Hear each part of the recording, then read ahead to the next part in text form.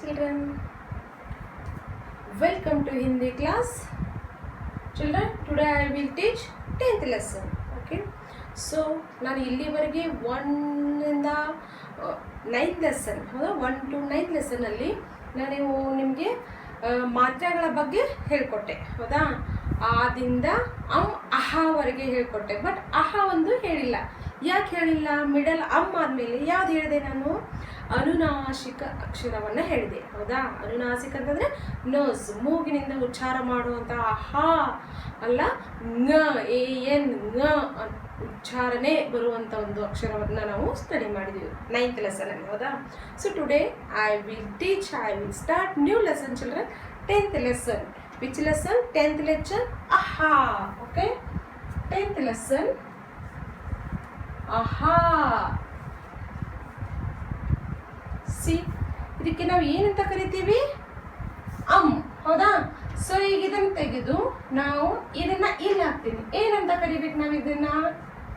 ಅಹಾ. ಹೌದಾ? ವಿಸರ್ಗ, ಅನುಸ್ವಾರ, ವಿಸರ್ಗ. ಅನುಸ್ವಾರ ವಿಸರ್ಗ ಅಹ. ಹೌದಲ್ಲ? ಸೊ ಅನುಸ್ವಾರ ಬಗ್ಗೆ ಆಲ್ರೆಡಿ ಸ್ಟಡಿ ಮಾಡಿದ್ದೀವಿ. ಅನ್ನೋದು ಅಂ. ಹೌದಾ? ಆದರೆ ಅಂಗೂಟಿ, ಅಂಗೂರ್ ಇವೆಲ್ಲ ಅಲ್ಲಿ ಬರುತ್ತೆ. ಸೊ ಇದನ್ನೆಲ್ಲ ನಾವು ಏನು ಮಾಡಿದ್ವಿ? ಸ್ಟಡಿ ಮಾಡಿ ಬಂದೀವಿ. ಇವತ್ತು ನಾವು ಅಹ ಅನ್ನೋದನ್ನು, ಇದು ಏನಪ್ಪ ಅಂತಂದ್ರೆ ಅನುಸ್ವಾರ ಅಲ್ಲ, ವಿಸರ್ಗ. ಏನಿದು? ವಿಸರ್ಗ. ಸೊ ವಿಸರ್ಗ का प्रयोग क्या है चिल्ड्रन? विसर्ग का प्रयोग. विसर्ग का प्रयोग. Correct children? प्रयोग. So use, the use of aha, ವಿಸರ್ಗ. ಇದಕ್ಕೆ ನಾವು ಏನಂತ ಕರಿತೀವಿ? ವಿಸರ್ಗ ಅಂತ ಹೇಳಿ ಕರಿತೀವಿ. ಇದು ಏನಪ್ಪ ಅಂತಂದ್ರೆ ಅನುಸ್ವಾರ. ಹೌದಾ? ಅನುಸ್ವಾರ. ಇದು ಅಹ ವಿಸರ್ಗ. ಲಕ್ಷಿಲೆ ಇರಲಿ ಮಕ್ಕಳೇ ನಿಮ್ದು ವಿಸರ್ಗ. ಸೊ ನಾವು ಲಾಸ್ಟ್ ಲೆಸನ್ ಅಲ್ಲಿ ಸ್ಟಡಿ ಮಾಡಿರುವಂಥದ್ದು ಇದು. ಹೌದಾ? ಇದಕ್ಕೆ ಚಂದ್ರಬಿಂದುನು ಅಂತ ಕರಿತೀವಿ, ಹಾಗೂ ಅನುನಾಸಿಕ ಅಂತಾನು ಕರಿತೀವಿ. ಏನು? ಅನುನಾಸಿಕ ಅಂತಾನು ಕರಿತೀವಿ. ಇದು ಚಂದ್ರ ಬಿಂದು, ಇದು ಅನುನಾಸಿಕ. ಈ ಮೂರೂ ಅಕ್ಷರಗಳ ಕಲ್ಪನೆ ನಿಮಗೆ ಇರಬೇಕು. ಆಮೇಲೆ ಈ ಮೂರೂ ಅಕ್ಷರಗಳ ಪ್ರೊನೌನ್ಸಿಯೇಷನ್ ಬೇರೆ ಬೇರೆಯಾಗಿರುತ್ತೆ. ನೀವು ಆಲ್ರೆಡಿ ನೋಡಿದ್ರೆ ಅಂಗೂರ್, ಎನ್ ಅಂಗೂರ್. ಹೌದಾ? ಇದು ಅಹ. ದುಃಖ ಹ ಪ್ರೊನೌನ್ಸಿಯೇಷನ್. ಸುಖ ಪ್ರಾಥ ಹ ಪ್ರೊನೌನ್ಸಿಯೇಷನ್ ಅನ್ನು ಉಚ್ಚಾರ ಮಾಡ್ತೀವಿ ನಾವು. ಹೌದಾ? ಇನ್ನೊಂದ್ಸರಿ ಕೇಳ್ರಿ ಮಕ್ಕಳಲ್ಲಿ. ಅಂದ್ರೆ ಅನುಸ್ವಾರ, ಅಂತರ, ಅಂಗುಟಿ, ಅಂಗೂರ, ಈ ರೀತಿಯಾಗಿ ಎನ್ ಅಂತ ಬರುತ್ತೆ. ಇದು ಏನಪ್ಪಾ ಅಂತಂದ್ರೆ ವಿಸರ್ಗ. ಅಹ ಹ ಅಂತ ಪ್ರೊನೌನ್ಸಿಯೇಷನ್ ಮಾಡಬೇಕು. ದುಃಖ, ಸುಖ, ಪ್ರಾಥ. ಹೌದಾ? ವರ್ಡ್ಸ್ಗಳನ್ನ ಹೇಳ್ತೀನಿ ನಾನು ನಿಮಗೆ ನೆಕ್ಸ್ಟ್. ಆಮೇಲೆ ಇದು ಅನುನಾಸಿಕ. ಅನುನಾಸಿಕ ಮೂಗಿನಿಂದ ಬರುವಂತ ಉಚ್ಚಾರ. ಇದು ಹ, ಒಳಗಿಂದ ನಮಗೆ ಹ ಪ್ರೊನೌನ್ಸಿಯೇಷನ್, ಗಾಳಿ ಬರುತ್ತಲ್ಲ, ಅದು ವಿಸರ್ಗ.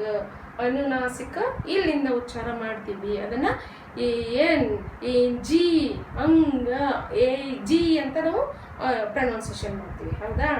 ಸೊ ಅದಕ್ಕೆ ಈ ಮೂರೂದರಲ್ಲಿನೂ ಪ್ರೊನೌನ್ಸಿಯೇಷನ್ ಡಿಫ್ರೆಂಟ್ ಆಗಿದೆ ಮಕ್ಕಳು.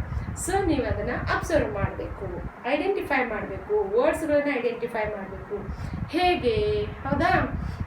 ಆ ಅಕ್ಷರಗಳನ್ನು ನೀವು ಪ್ರೊನೌನ್ಸ್ ಮಾಡ್ತಾ ಹೋದರೆ ನಿಮಗೆ ಈಸಿ ಆಗುತ್ತೆ. ಗುಡ್. ಸೊ ಇದು ಆಹ ಅನುನಾಸಿಕ.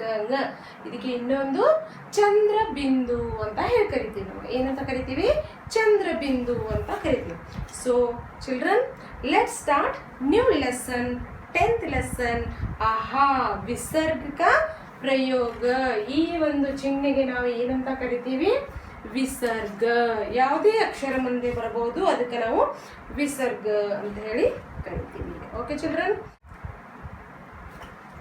ಸೊ ಚಿಲ್ಡ್ರನ್, ಇದು ಏನಪ್ಪ? ಇಲ್ಲಿ ಅನುಸ್ವಾರ, ಅಹ ವಿಸರ್ಗ, ಇದು ಅನುನಾಸಿಕ ಅಂತ ಹೇಳಿ ನಿಮಗೆ ಗೊತ್ತಾಯ್ತು, ಹೌದಾ? ಸೊ ಇವಾಗ ವರ್ಡ್ಸ್ಗಳನ್ನು ನೋಡೋಣ ಏನಿದೆ ಇಲ್ಲಿ. So open your page number 49 children, page number 49. Okay, ನಾನು ಸ್ಟಾರ್ಟ್ ಮಾಡ್ತಾ ಇದ್ದೀನಿ. Figure on the line. अक्षर के बाद विसर्ग लगाने पर अक्षर का उच्चारण आहा ध्वनि के साथ होता है. अक्षर के बाद विसर्ग लगाने पर अक्षर का उच्चारण आहा ध्वनि के साथ होता है. ನೋಡಿ, ಯಾವುದೇ ಒಂದು ಅಕ್ಷರದ ಮುಂದೆ ನಾವು ಏನಪ್ಪಾ ಅಂತಂದ್ರೆ ವಿಸರ್ಗದ ಒಂದು ಸಿಂಬಾಲನ್ನು ಹಾಕಿದ್ರೆ ಅದಕ್ಕೆ ಅಹಾ ಅನ್ನೋ ಒಂದು ಪ್ರೊನೌನ್ಸಿಯೇಷನ್. ಎಕ್ಸಾಂಪಲ್, ಈಗ ಕ ತಗೊಂಡು ಇದ್ರ ಮುಂದೆ ಹಾಕಿದ್ರು ಕಹ, ಹೌದಾ? ಕಹ. ಆಮೇಲೆ ಪ ತಗೊಂಡು ಇದ್ರ ಮುಂದೆ ಹಾಕಿದ್ರೆ ಫ, ಫಹ, ಫ, ಹೌದಾ? ಸೊ ದ ತಗೊಂಡು ಇದ್ರ ಮೇಲೆ ಹಾಕಿದ್ರು ಧ, ಹ ಪ್ರೊನೌನ್ಸಿಯೇಷನ್. ದುಃಖ ಬರುತ್ತಲ್ಲ, ಹ ಅನ್ನೋದು ಪ್ರೊನೌನ್ಸಿಯೇಷನ್ ಬರಬೇಕು. ಓಕೆ, ಸೊ ಅದಕ್ಕೆ ಅಕ್ಷರ ಕೆ ಬಾದ್, अक्षर के बाद, आफ्टर चिल्ड्रन. ओके, अक्षर के बाद विसर्ग लगाने पर अक्षर का उच्चारण आहा ध्वनि के साथ होता है. So when the symbol visarg is added after a letter, the letter is pronounced with the sound aha. A H A, ಹೌದಾ? ಇಲ್ಲಿ ಬರೀತೀನಿ A H A, correct? So ನಿಮಗಿದು ಗೊತ್ತಾಗಬೇಕು. ಯಾವುದೇ ಅಕ್ಷರದ ಮುಂದೆ ನಾವು ಎರಡು ಬಿಂದುಗಳನ್ನು ಹಾಕಿದರೆ ಅದು ಆಹಾ. ಯಾವುದಾದ್ರೂ ತಗೊಳ್ರಿ ಚಿಲ್ಡ್ರನ್, ದ ಬರ್ಬೋದು, ಕ ಬರ್ಬೋದು, ಸ ಬರ್ಬೋದು, ಏನೇ ತಗೊಳ್ರಿ, ಇದು ಏನು ಪ್ರೊನೌನ್ಸಿಯೇಷನ್ ಮಾಡ್ತೀವಿ? ಆಹಾ. ಏನು? ಆಹಾ ಅಂತ ಹೇಳಿ. ಓಕೆ, ಸೊ ಖ, K A H A, K A H A, K A H A. C, ಇದು ದ, sorry, D A H A, ಇದು ಇಂಪಾರ್ಟೆಂಟ್. ಆಮೇಲೆ ಕೆ ಎ ಎಚ್ ಎ ಇದು. ಆಮೇಲೆ ಎಸ್ ಎ ಎಚ್ ಎ, ಸ, ಖ, ಧ, ಈ ರೀತಿಯಾಗಿ ಪ್ರೊನೌನ್ಸಿಯೇಷನ್ ಮಾಡ್ತೀವಿ ನಾವು. ಅದೇ ಮತ್ತೆ ಇದನ್ನ ನಾವು ಧ ಅಂತ, ಇದು ಬೇರೆ, ಹೌದಾ? ಇದು ಏನಪ್ಪ? ಇದು ಅಕ್ಷರ ಅಂದ್ರೆ ಹಿಂದಿಯಲ್ಲಿ ಇದು ಧ. ಬಟ್ ಇಲ್ಲಿ ಏನ್ ಡಿಫ್ರೆನ್ಸ್ ಇದೆ ಚಿಲ್ಡ್ರನ್ ಹೇಳಿ ನೋಡೋಣ.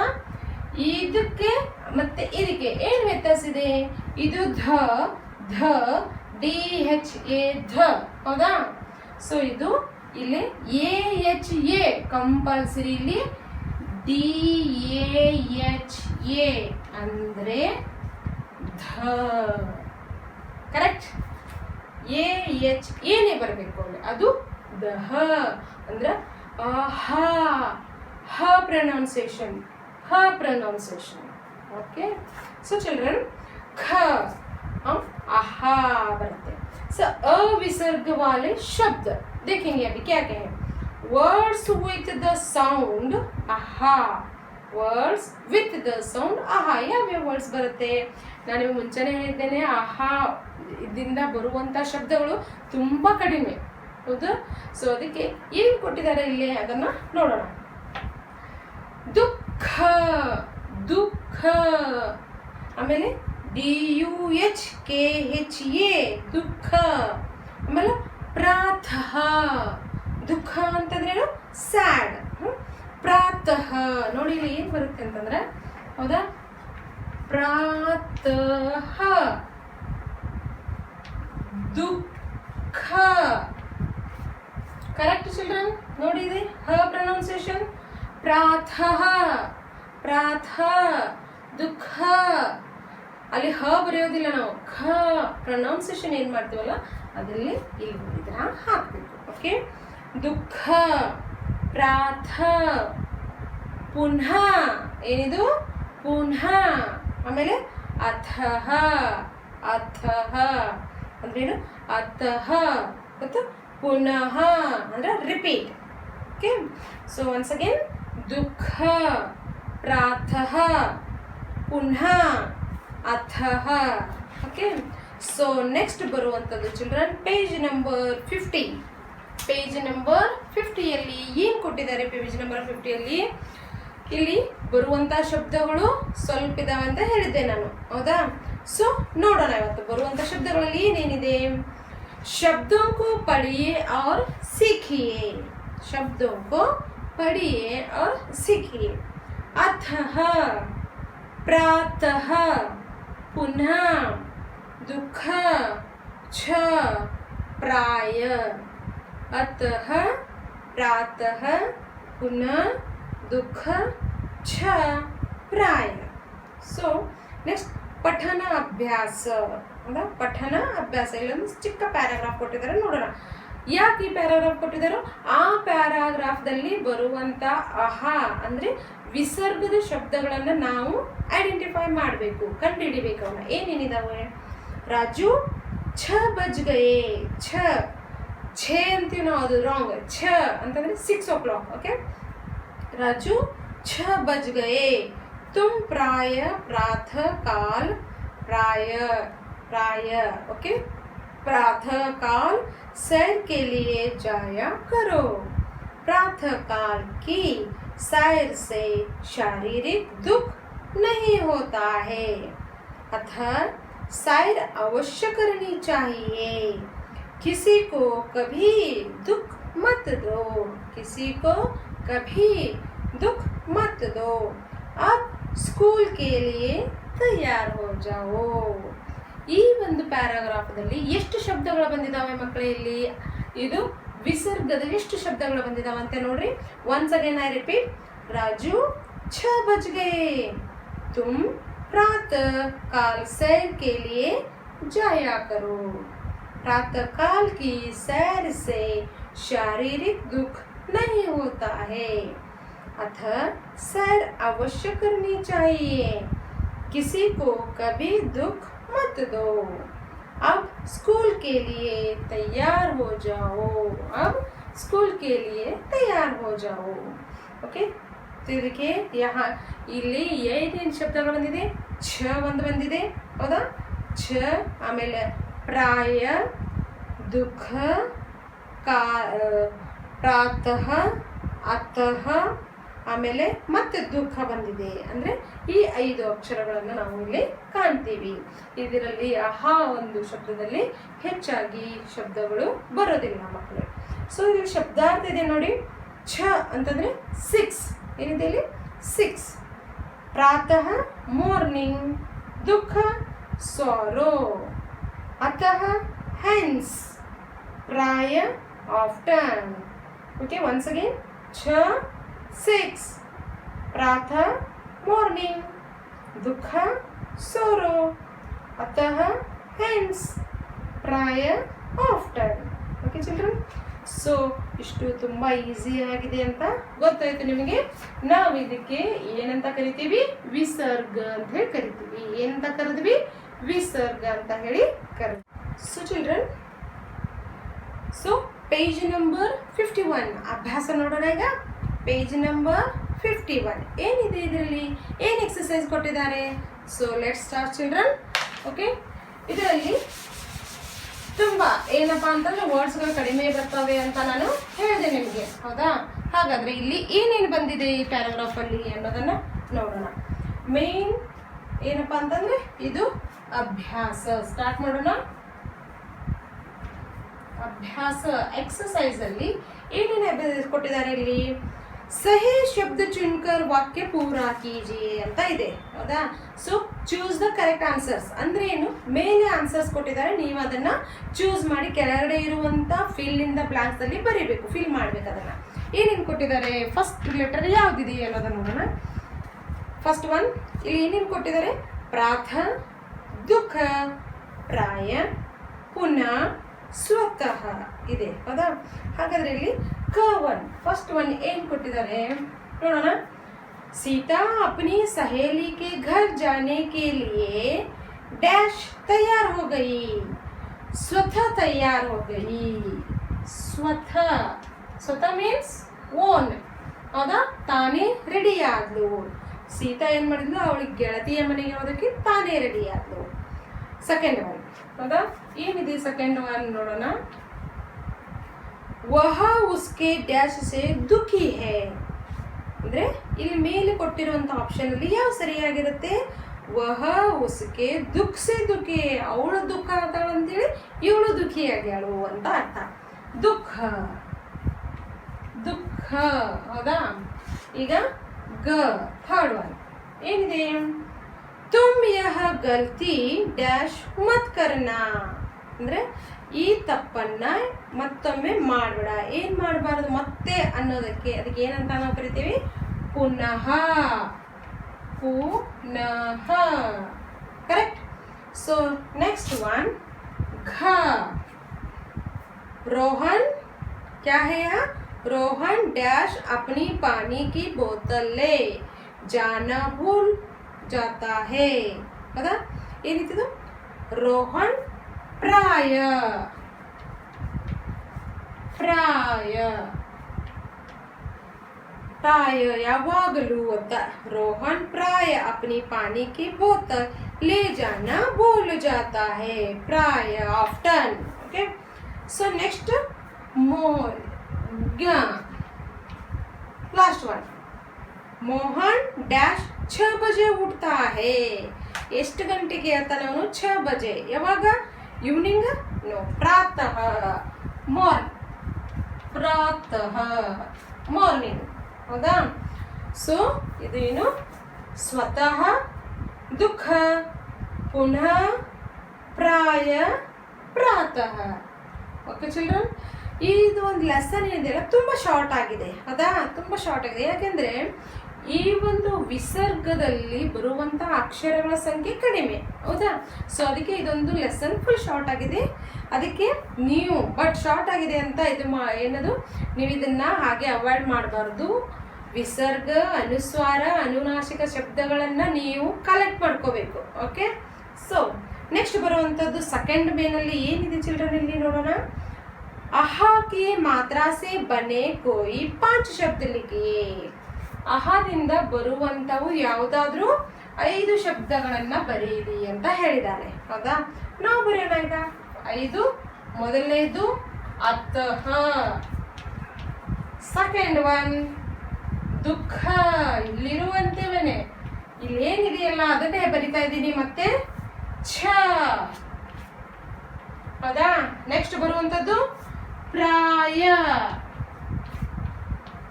ನೆಕ್ಸ್ಟ್ ಬರುವಂಥದ್ದು ಪುನಃ. ಪುನಃ. Okay. So page number 52 children ಏನಿದೆ ಇಲ್ಲಿ 5 ಶಬ್ದಗಳನ್ನ ಬರಿ ಅಂತ ಹೇಳಿದ್ರು ನಮಗೆ. ಹೌದಾ. ಯಾವುದರಿಂದ? ವಿಸರ್ಗದಿಂದ. ಅತಃ, ದುಃಖ, ಛ, ಪ್ರಾಯ, ಪುನಃ. Okay. So page number 52. Wow, so nice, so cute. ಹೌದಲ್ಲ. ಪಿಕ್ಚರ್ಸ್ ತುಂಬ ಚೆನ್ನಾಗಿದೆ ಅಲ್ಲ ಮಕ್ಕಳು, ಇದು ಎಷ್ಟು ಕ್ಯೂಟ್ ಆಗಿದೆ ನೋಡ್ರಿ. ಓಕೆ. ಸೊ ರೈಟಿಂಗ್ ಅಲ್ಲಿದೆ ಇದು. नीचे दिए गए शब्दों का सही उच्चारण कीजिए और रिक्त स्थानों में लिखिए. ಇದನ್ನ ಏನು ಮಾಡಬೇಕು? ಕರೆಕ್ಟಾಗಿ ಪ್ರೊನೌನ್ಸಿಯೇಷನ್ ಮಾಡಬೇಕು. ಹಾಗೆ ಅವುಗಳನ್ನು 2 ಟೈಮ್ಸ್ ಅನ್ನ ಬರಿಬೇಕು, ಸೇಮ್ ವರ್ಡ್ಸ್ ಅನ್ನ. ಓಕೆ. ಏನು ಕೊಟ್ಟಿದ್ದಾರೆ ಇಲ್ಲಿ? ಅತಃ, ಪ್ರಾತಃ, ಪುನಃ, ದುಃಖ, ಛ, ಪ್ರಾಯ. ಹೌದಾ. ಕರೆಕ್ಟ್ ಆಗಿದೆಯಲ್ಲ? ಇನ್ನೊಂದ್ಸರಿ. ಅತಃ, ಪ್ರಾತಃ, ಪುನಃ, ದುಃಖ, ಛ, ಪ್ರಾಯ. ಸೊ ಇವುಗಳನ್ನು ನೀವು ಕರೆಕ್ಟಾಗಿ ಪ್ರೊನೌನ್ಸಿಯೇಷನ್ ಮಾಡಬೇಕು. ಕೆಳಗಡೆ 2 ಟೈಮ್ಸನ್ನು ಬರಿಬೇಕು. 2 ಟೈಮ್ಸ್ ಆಗಿ ಬರಿಬೇಕು ಮಕ್ಕಳು. ಓಕೆ. ಸೊ ನಿಮಗೆ ಆದರೆ ಈ ಪಿಕ್ಚರ್ಸನ್ನು ತುಂಬ ಚೆನ್ನಾಗಿದೆ. ಇದು ಪಿಕ್ಚರ್ಸನ್ನು ತೆಗೀರಿ, ಟ್ರೈ ಮಾಡಿರಿ ಇದನ್ನು ಡ್ರಾ ಮಾಡೋದಕ್ಕೆ. ಓಕೆ. ತುಂಬ ಚೆನ್ನಾಗಿದೆ ಅಲ್ಲ? So nice. ಸೊ ಚಿಲ್ಡ್ರನ್, ಇದು ಇಷ್ಟು ನಿಮಗೆ ವಿಸರ್ಗದ ಬಗ್ಗೆ ನಾನು ಹೇಳಿದೆ.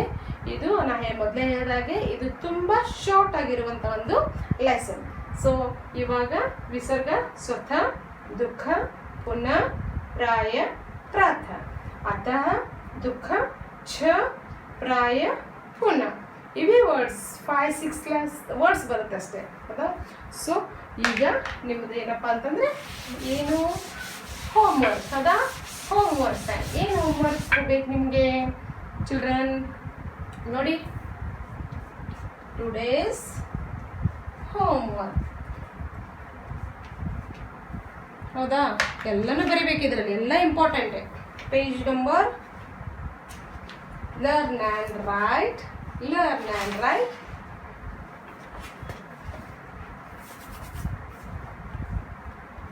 Learn and write. Page number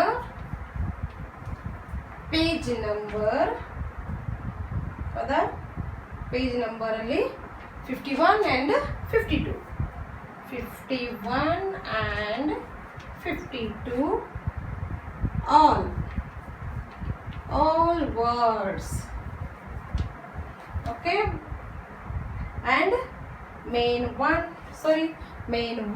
and 2 and all words. Okay, main 1 and 2 and words.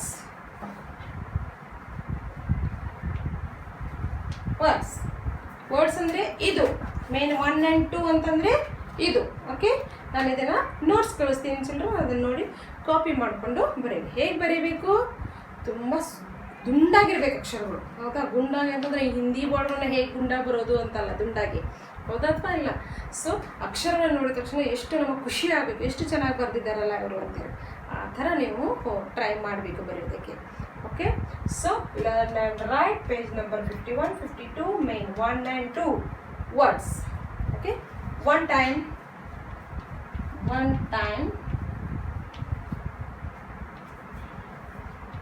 in homework